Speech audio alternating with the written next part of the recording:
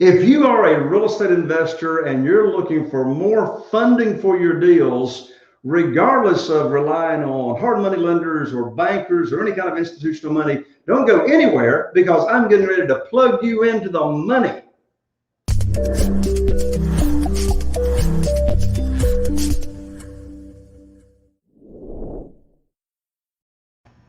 Well, hello and welcome to another episode of Real Estate Investing with Jay Conner, the Private Money Academy podcast. I'm your host, Jay Conner, the Private Money Authority, and I've got my dear friend, Chaffee-Thanh Nguyen, right here live with me in the studio here in Morehead City, North Carolina. So welcome, Chaffee. Hey, Jay. All the way from Chicago. I know, right? This is like, I think this is the first show I've done with my guest sitting right here next to me, sort of like the Steve Train way. Yeah, there you go. So anyway, I'm excited to have you here. You were here all week for our mastermind meeting and then the 3-day live event. And you stuck around for a few days with your wife, Amy, and your kids, Adam and Henry. So y'all having a good time doing a vacation, right? Well, working vacation, yes, right? Yes. We liked it here so much, Jay. We like hanging around you and Carol Joy and the team so much. We said, we're sticking around. I love it. I love it. Well, first, I want to go ahead and give everybody a gift that wants to take me up on it, Chaffee. And that is, I just recently released my new book. And in fact, Chaffee was my lead editor of this book. Where to Get the Money Now, How and Where to Get Money for Your Real Estate Deals Without Relying on Traditional or Hard Money Lenders. And what this book will show you is step by step, very easily, how I raised over $2 million in private money, private funding, when I lost my lines of credit at the bank. And I will give you this book for free. Just pay a couple of bucks for shipping and delivery. We'll send it right out to you. But Chaffee, why don't you just take a minute or two, since you're very, very familiar with this book? Why should somebody take me up on the free book offer? Well, Jay, what I like about the book is that not only does it walk through your 5 steps of how to raise private money, it does so in a way that makes it easy to understand using stories and examples versus just bullet points of what to do. So the bullet points are important, don't get me wrong. That's why we have the 5 steps. And it goes into more detail and explains how to do it and what they need to do. In addition to that, you also have some sample, like I said, examples and forms and other things in there that I was actually kind of surprised you put in there. So right. It's a huge value to have those sample documents that you have in there as well. So you can get the book at www.jayconner.com/book, BOOK.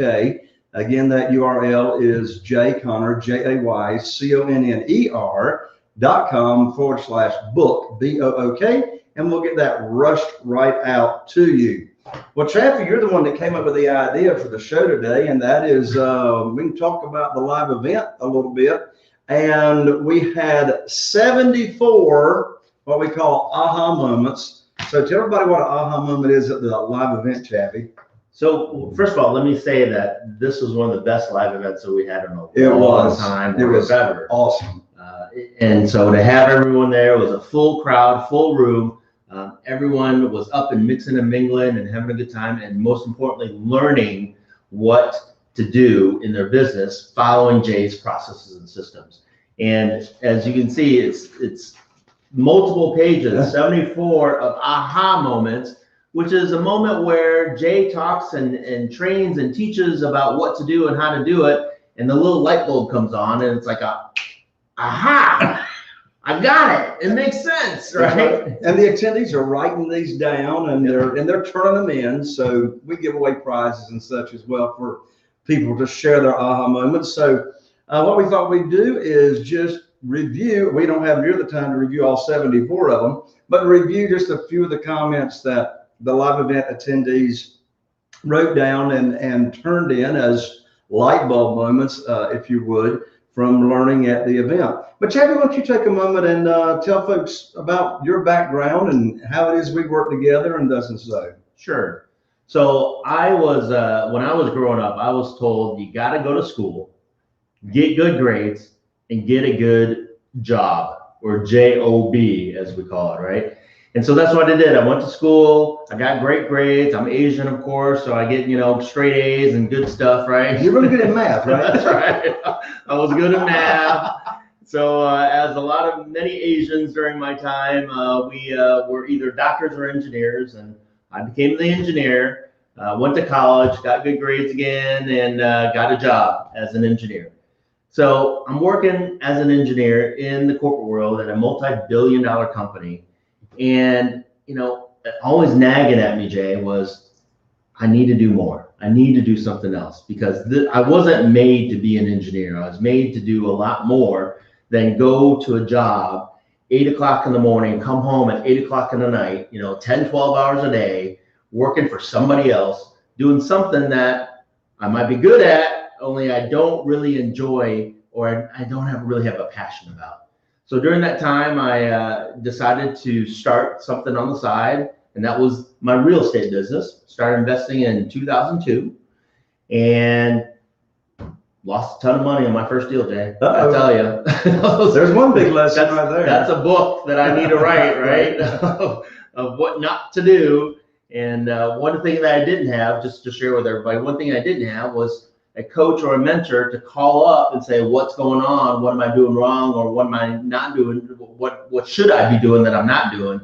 And that's really what got me in trouble, Jay. It was really some of the things that I should have done that I wasn't doing. So it wasn't necessarily I was doing something wrong. It was I was missing some steps. I was missing some things that I should have been doing. And so I lost a ton of money on that first deal. I went through the school of hard knocks and lost a ton of money. And then I got smart. I said, I need help. And so I got a mentor, I got a coach, and started doing some more deals. And then I realized how powerful a coach and a mentor can be for somebody's business and success. And that led me to personal development, which led me to fall into love with coaching. And so I started transitioning from real estate into coaching. And then while I was coaching at a real estate event, I met this guy right here, Mr. Jay Connor, and it was like a spark right away. It was like, I like this guy. We resonate, and I like what he's doing. And at that time, you were just starting your Where to Get the Money Now course. And you're like, I'm going to be a speaker and a trainer, right?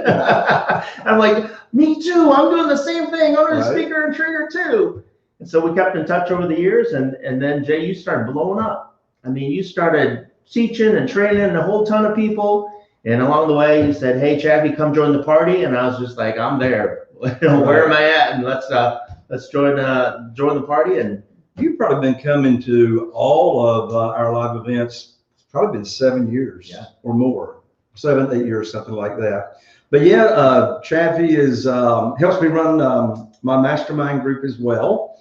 So, wow, mastermind group is like starting to blow up big time. Yeah. Because we had 22 of us in the room, thereabouts, 20, 21, 22 of us in the room week before last at the mastermind. And we like almost doubled that now. Anyway, but yeah, Chaffee's a very, very important part of my team when it comes to working with our students and et cetera. So anyway, as I mentioned, we just, I've got a few of these aha moments. So let's just go back and forth, Chaffee. Okay. This first one here. So I'm going to read the aha moment, but then I'm going to ask you to expand on it to really talk about what it means in a very easy, simple to understand way.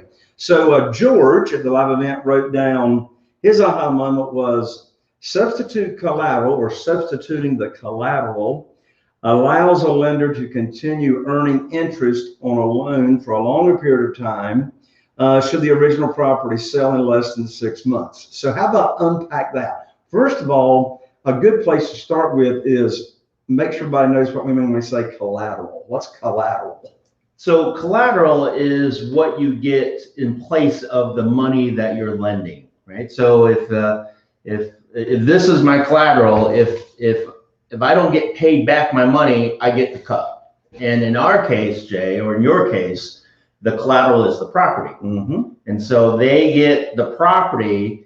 If something happens and you're unable to make that payment back to them, then they can go and get the property. And a lot of times they'll end up with a lot more money when they get the property, because you're only buying those properties at a certain after repaired value, 75% of the ARV, as we say. And so they're better off getting the property, only obviously you've always paid everybody back. And so they've never had to use that collateral. Yeah, these aha moments. So the name of the event that we just had is called the Private Money Academy Conference. So the emphasis of the event is on how to quickly and easily get a lot of private money. So let's be clear, first of all, Chaffee, and make sure everybody understands what we mean by private money. What are we not talking about? And who is a private lender? Or what is a private lender? You're asking me then. Yes. So just to be clear, private money typically comes from somebody that doesn't really do real estate. They don't want to get involved in real estate. They're busy, or they have other things that they want to do in their life, and they want a greater return on their money. So they're not what we call, sometimes people confuse private lenders with hard money lenders, Jay, and these are professional money lenders. And so they charge points and they charge high interest rates. That's what most people are familiar with. That's what most people use, are hard money lenders. They're not banks, they're not institutions, they're just people. Most of these people are retired, or again, they're professionals with high incomes, and they have money sitting in a bank or in a retirement account, earning them less than 1% typically, and they're looking to earn a lot more. Yeah. So a private lender is a human being, right? As Chaffee just said, you're not borrowing money from any kind of bank or mortgage company or broker of money. These are individuals. In fact, Carol Joy and I right now have 47 individuals that are loaning us money, investing with us to do deals. We pay them a high rate of return, safe and securely, but nowhere near hard money lender rates. In fact, one thing that's very, very different about this world of private money is we make the rules. As the real estate investor, we set the program. Like, we set the interest rate. We determine how long the notes are. I mean, this is in Kentucky, they call it a 360. It's actually a 180. So it's an opposite direction of how it works when you're borrowing money from a bank. When I was borrowing money from the banks up until 2009, my first 6 years, that's where I thought that's what you had to do. You had to go to the bank and borrow the money to fund your deals. From 2003 to 2009, that's what I did. But since that time, and being this world of private money, we create our own program. In fact, at the live event that we just finished, I teach in detail at that event. You'll also learn it here in the book.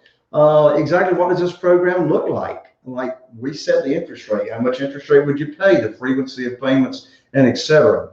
So back to this comment here, on this aha moment. George says, substitute collateral allows a lender to continue earning interest. So what I taught in this section was that when you have borrowed money on a deal for your real estate deal, and so I borrow a lot of what we call seconds or junior lien positions, smaller amounts of private money, not amount of money that I'd use to buy a house, but for rehabbing, say, for example. So I may have like a $30,000 note that I borrowed to rehab a house. Now let's say I sell that house, and the note has not expired.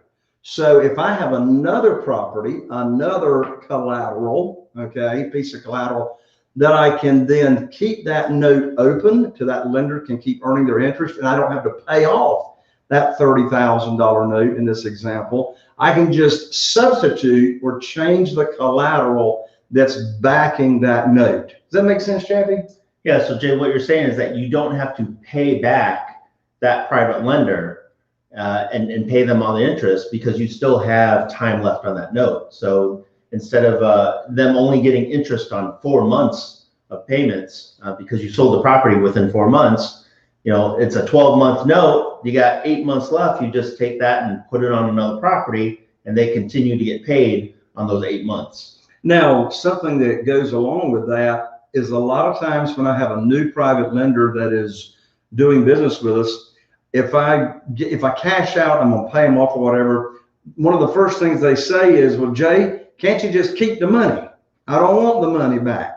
And the answer is you got to either substitute if you're doing the business my way, because I don't borrow any unsecured money. It's all backed by real estate. Can I do that legally? Sure. But I want to protect and give the security to the private lenders. So they'll ask, well, can't you just keep the money, Jay? And the answer is I can if I've got another property that I can collateralize that note. In other words, I'm just not going to keep the money. If you're paid off and you're not substituting the collateral, then the real estate attorney can't keep it in their escrow account, what we call unassigned. And, they're not a savings account, right? So I've either got to pay them back or substitute the collateral. Go to our next one, Chaffee, what we got here on the sheet. I'm going to skip one. Is that okay, Jay? Sure. Because I like this one that Felicia made a comment on, which is sellers do not know what they will accept until you make the offer. Yes, that's always an aha moment. So the aha moment is sellers do not know what they will accept until you make an offer. In fact, I've heard you say this 100 times, Chaffee. I never bought a house that I didn't make an offer on, right? So the reason this is such an important point is I just know from experience, it happens all the time. Like, Carol, Joy, and I, and my team, we do 2 to 3 deals a month, right? Not a lot of deals, but 420 rehabs since we started this back in 2003. But anyway, what I've learned over all these years is that regardless of what the seller says is the least they will accept. Now, this is particularly if they're talking to someone else on your team, like the acquisitionist. So I have a full-time acquisitionist that does the initial negotiating with the sellers. So regardless of what they tell Kim, our acquisitionist, then I'll run the numbers. I may not be able to offer that amount of money. At least it was the least they would take. So a lot of times I'll go back to Kim and I'll offer much, much less. For example, we've got a house over in Beaufort right now. That lead came in from one of our bird dogs, AKA field agent, AKA ant farmer. Anyway, they sent me a picture of this FSBO sign. And we got up with the seller, Chaffee, and the seller told Kim, in fact, it was an inherited property, told Kim they weren't going to take 1 penny less than $300,000. We ran the numbers. I couldn't offer $300,000 to make it work. The most I could offer was $250,000. So I went back to Kim. I said, give them the offer. And I'm just not offering $250,000. It's how this offer is framed and presented. I said, all cash, i.e. private money. If I was using private money to buy it. And then I could close in 7 days. I knew the house was vacant. I knew it was inherited. There's no emotional attachment to this property. And these two sisters just want to cash out. And so I said, we can close in 7 days, all cash, don't have to go get approved for a mortgage or get approved for a loan. And that was $50,000 less than just what they said. The least they take is $300,000. And Chaffee, they accepted it, boom, no conversation. They accepted it $50,000 less. So as is written down here, they really don't know. I mean, they may have really thought that in their head. They may not have been playing any games, but when you've got an all cash offer offered to you and you know you can have all that cash in 7 days, I mean, that will affect the way you think, right, Chaffee? Absolutely. I mean, that's a $50,000 lesson right there, right? Exactly. Exactly. So the takeaway from that, for me, is if you want the property, make the offer, period. Let me add why I think that's also very important is that before you even get to the conversation with the seller, Jay, a lot of students that I've talked to that have trouble or challenges finding deals always tell me, like I ask them, how many offers did you make? And they'll say like 2 or 3. I go, why haven't you made more offers? And they'll say, well, the numbers don't make sense. And so that's a wall for them, right? That's a mental wall that says, they look at the numbers from the MLS or the lead sheet or wherever they got that lead from and says, well, it just doesn't make sense. Like, they want more. It doesn't meet the MAU, the maximum allowable offer, or it's above that. So it's not a lead. Let me just throw it away. And regardless of what the numbers say, if you just make the offer according to what your numbers should be, you'll be surprised at how many people will come back and counteroffer or start that negotiation process, or as you said, Jay, just take it because they want out. Exactly. So. And there's an art to making the offer as well. So we're going to make the offer, but we're also going to justify the offer. Right. In fact, many times we will share my formula that I use with the seller. And I say the math is what makes the decision on what we can do. And we like get the white elephant out of the conversation, like right up front. We'll tell, when we're talking to a seller, we'll say, in fact, the sellers that I was visiting with this past Friday, I sat down with them for 2 hours, right? I still make offers myself. I enjoy visiting with people. What else am I going to do, right, Chaffee? So I'm sitting down with these people, and so I knew what their number was, and we were $30,000 off. And so I had already gone through the house and looked at the repairs that would be needed and et cetera. And I told them, in fact, I told them right up front, I said, look, I think we're going to be able to work something out, but I'll tell you, it doesn't work out all the time. I mean, we call that the takeaway, right? But I just get the white elephant out of the way by saying, you know what, unless this is a win for you and a win for her husband that was sitting there as well, unless it's a win for both of you and a win for me, then I don't want to be a part of it. I don't want to be involved in any transaction to where everybody is not winning. And for everybody to win, all of us have got to give a little bit too for that to happen all the time. So I justified the offer by actually sharing the formula and the math with, with what, in other words, I don't want to come across as though I am just like pulling some figure out of thin air and, just trying to make an extra $30,000 and be some greedy real estate investor. It's like there's an actual formula to where this comes from. And I actually gave them a choice. And what I'm going to bring up now is not on the aha moments, but we talked about it at lunch. And that is, I gave them multiple offers. I gave them a choice. And quite frankly, I was happy with whatever choice they took. I said, look, I can buy this property. Of course, they never heard of subject to the existing note. Nobody's ever heard of it. So you got to dumb that conversation down. But I said, I can pay you all cash, or I can give you $10,000 more if I buy it from you with what we call subject to the existing note, or subject to, as most real estate investors. And they immediately took the $10,000 more. I mean, that's what they had in there. And these people are current. I mean, they got fantastic credit. So just to make sure everybody understands, Chaffee, tell our audience and listeners and viewers here, what do we mean by buying a property subject to the existing note? So when we say buy subject to the existing note, which is not something that you would actually say to a seller, no. Right? You're not going to say, I'm going to buy your property subject to the existing note, because that's going to go right over their head, right? So basically, they have a mortgage on that property with a bank or with a credit union or some institution. And all you're going to do is you're going to make their payments for them.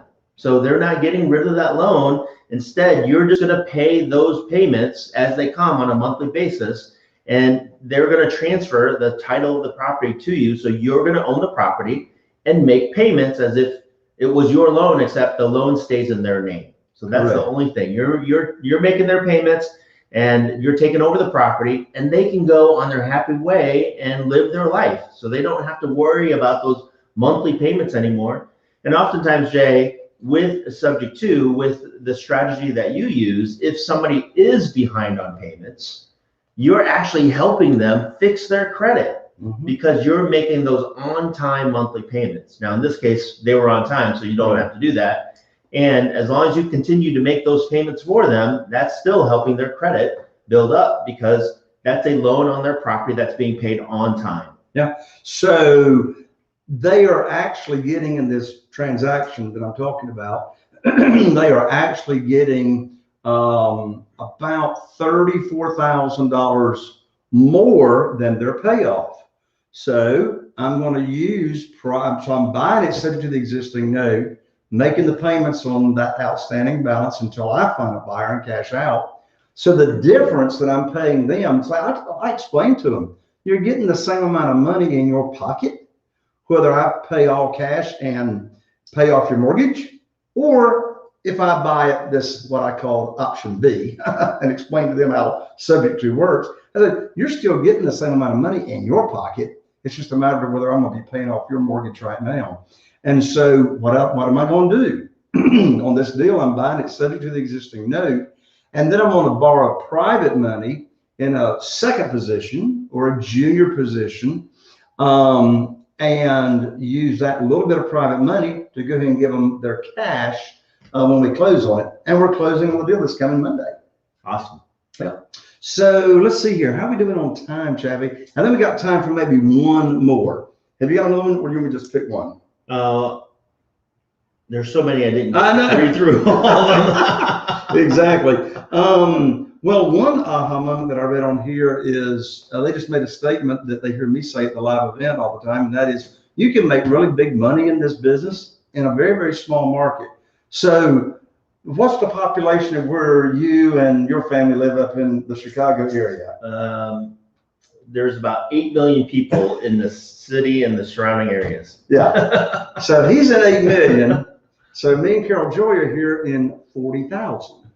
So we do 2 to 3 deals a month, even when it's become more challenging now to find deals in the market that we're in. But we do, as I said, 2 to 3 a month, and we're still averaging almost $70,000 profit per deal. Well, this deal that I'm under contract that I've been telling everybody about. So the ARV is right around 300,000. The after repaired value is right around 300,000.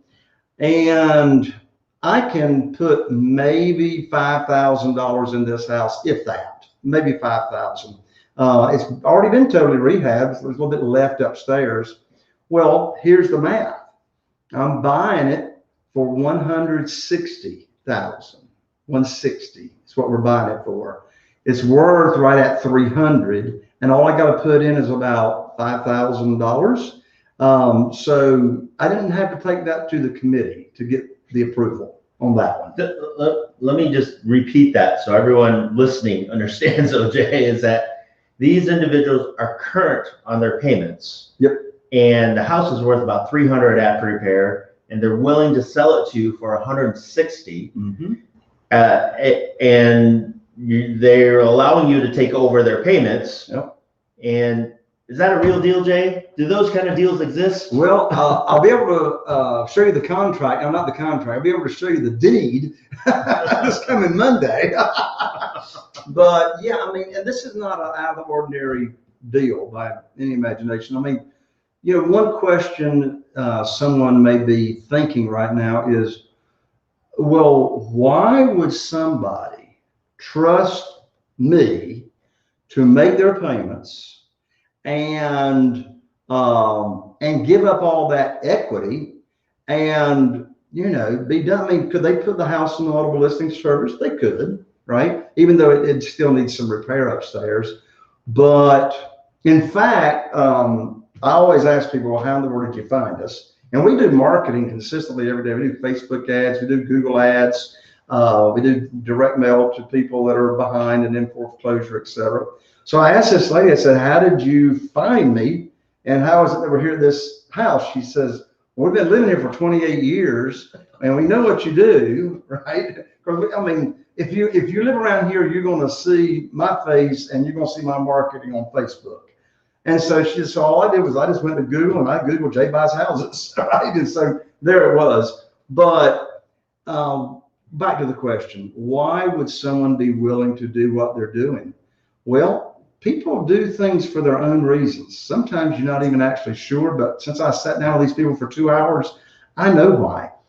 He's not, the husband is not in good health, and it's like 100 degrees here, right? And he's been working on this house for over a year, and he came in from the heat last week, and his wife is worried sick that something's going to happen to him and she's going to be stuck with the burden of this house. And she told me that. She told me that multiple times. She says, I just don't, and he was sitting right there. But she said, I just don't want to have the risk of being stuck and having the burden of this. And in fact, on this subject too thing they never heard of, I said, the only thing, I said, with me giving you $10,000 more, option B way, I said, the only thing you have to decide is, are you going to trust me to make your payments? And I said, why wouldn't I make your payments? I can't sell the house and fix it up and all that if I'm not making your payments, right? I don't want the bank to take it away from me, particularly when I'm getting ready to put this rehab money in it, you know? So so the short answer to the question, who would be willing to sell their house this way? And the short answer is a motivated seller. And that's the key. So I hear it all the time, Jay, is that, you know, I can't find these deals out there. There's no one will ever sell me these properties. And the reason is that you're talking to unmotivated sellers. Most of them are for sale by owner, who really they're for sale by owner because they're too cheap to hire a real estate agent. Right? That's right. So they're not motivated. They just want more money. And those, you know, I think for sale by owners, you can definitely find some deals with them. If you find the right for sale by owners, you got to filter through a whole lot of them. And I think it's good practice for you to learn how to speak to people and just realize you want marketing channels in place to get those motivated sellers contacting you, so that you don't have to go out there and talk to 1,000 people for you to find the 1 or 2 motivated sellers from those FSBOs out there. Exactly. Well, Chaffee, we are about out of time, so I'm going to let you wrap it up with parting comments and final thoughts. Parting comments is go out there. Don't be afraid to make offers. Find somebody who you can resonate with, who you like, who has a system and a process that can help hold your hand to do this business and show you how to do the things that you need to do. Unlike me when I first started, right? Find somebody that's going to teach you this business so that you can do this business and it can allow you to change your life and live life with the passion that you want, or do the things that you're passionate about. Because, you know, I hear a lot of people all the time, Jay, I've watched 30 hours of YouTube videos every single week on how to do real estate, and I haven't done a deal. Right. Well, that's because you don't have somebody like Mr. Jay Conner telling you, guiding you, teaching you, showing you step by step what to do and how to do it. You're watching 1,000 different videos that tell you all different things. So you're either going to pay through the school of hard knocks and learn through mistakes, or you're going to find somebody and go through and hire a good mentor or coach that's going to show you how to do this business and do it successfully. And it's going to be a lot less headaches. So, for sure. So you can do this business, just find the right people to work with, and it will change your life. Chaffee, thank you so much for taking time to come over and join me today. I love it here, Jay. I'd move here if it wasn't for my wife's family. Yeah, we'll keep that our secret, right? That's right. That's awesome. Well, there you have it, folks. Another episode of Real Estate Investing with Jay Conner, the Private Money Academy podcast. I'm Jay Conner, your host, the Private Money Authority, wishing you all the best. Here's to taking your business to the next level, and we'll see you right here on the next episode of Real Estate Investing with Jay Conner. We'll see you next time.